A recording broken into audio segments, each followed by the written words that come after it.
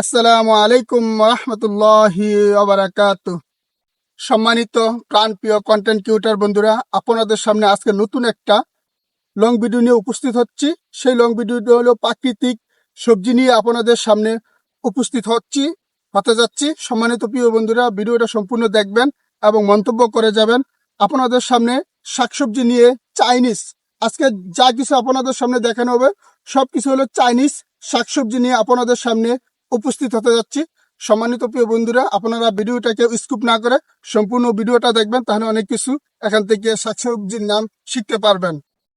সর্বপ্রথমে যে গাছটার নাম বলবো, এটা হলো চাইনিজ লেটিস গাছ। এটি বিভিন্ন রেস্টুরেন্টে এগুলা বিক্রি করে, অনেক কেজি অনেক দাম, 500 টাকা সম্ভাবনা হবে। এগুলা খুব সুন্দর দেখা যায়।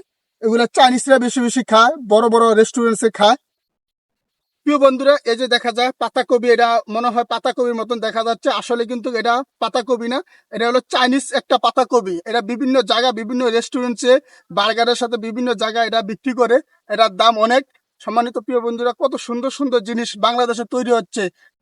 প্রিয় বন্ধুরা, এই যে দেখা যাচ্ছে একটি গাছ, মনে হয় এটা একটা গাছ, আসলে সেটা না, এটা হলো চাইনিজ কোরিয়ান রসুন পাতা। এটা চাইনিজরা বেশি খায়। এখানে যা দেখবেন সবগুলাই কিন্তু চাইনিজদের খাবার।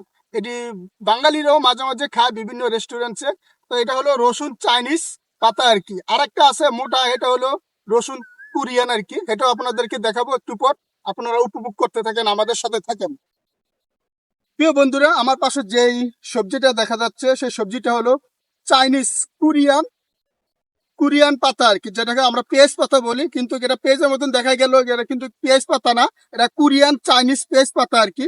এটা বিভিন্ন বড় বড় রেস্টুরেন্টে বা চাইনিজ ফ্যাক্টরিতে এগুলা বিক্রি করা হয়।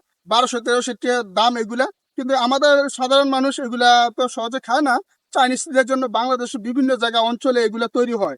আর পাশে দেখা যাচ্ছে চাইনিজ রসুন। এটা এটা হলো চাইনিজ রসুন। এটাও খেতে সুস্বাদু, কিন্তু এগুলো সবই চাইনিজদের খাবার। এখানে উৎপাদন করা হয় চাইনিজদের জন্য, দামে ভালো পায়, এজন্য বাঙালিরা বিভিন্ন জায়গায় এগুলা তৈরি করে চাইনিজদের জন্য। বিভিন্ন জায়গায় দেখেন, আপনারা একটু ঘুরে দেখাও, অনেক দেখা যাচ্ছে, আপনারা দেখতে থাকেন কত সুন্দর চাইনিজদের জন্য খাবার তৈরি করে বাঙালি মানুষরা। আপনারা উপভোগ করতে থাকুন আমাদের সাথে, চাইনিজদের খাবার দেখুন। আপনারাও ইচ্ছা করলে এই চাইনিজ পাতাগুলো কিনে বিভিন্ন খাবারের সাথে বা শাকসবজি হিসাবে খেতে পারবেন। আপনারা উপভোগ করতে থাকেন আমাদের সাথে, ইনশাআল্লাহ আপনারাও ধন্য হয়ে যাবেন এই চাইনিজ পাতা খেয়েগুলো। সম্মানিত প্রিয় বন্ধুরা, আমি এখানে বসে আপনাদের সামনে এই গাছটার সাথে পরিচয় হই। এই গাছটা হলো ধনিয়া পাতার মতন দেখা যায়, যেটা আমরা বাঙালি বলে ধনিয়া পাতা, কিন্তু ধনিয়া পাতার মতন দেখা গেল এটা কিন্তু চাইনিজ ধনিয়া পাতা। এটাও খুব সুস্বাদু একটা সবজি। এগুলো আপনি চাইলে খেয়ে আপনার অনেক পুষ্টিকর এগুলা। এখানে যা যা আপনাদের সামনে উপস্থিত করেছি সবগুলাই কিন্তু অনেক পুষ্টিকর খাবার। আপনারা চাইলে এখান থেকে কিনে নিতে পারবেন।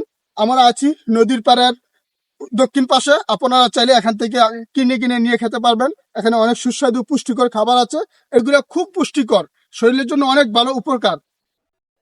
ধন্যবাদ সম্মানিত প্রিয় বন্ধুরা, আমাদের সাথে ভিডিওটি উপভোগ করার জন্য অসংখ্য ধন্যবাদ আপনাদেরকে জানিয়ে আজকের জন্য বিদায় নিচ্ছি। আসসালামু আলাইকুম রহমতুল্লাহি ওয়া বারাকাতুহু।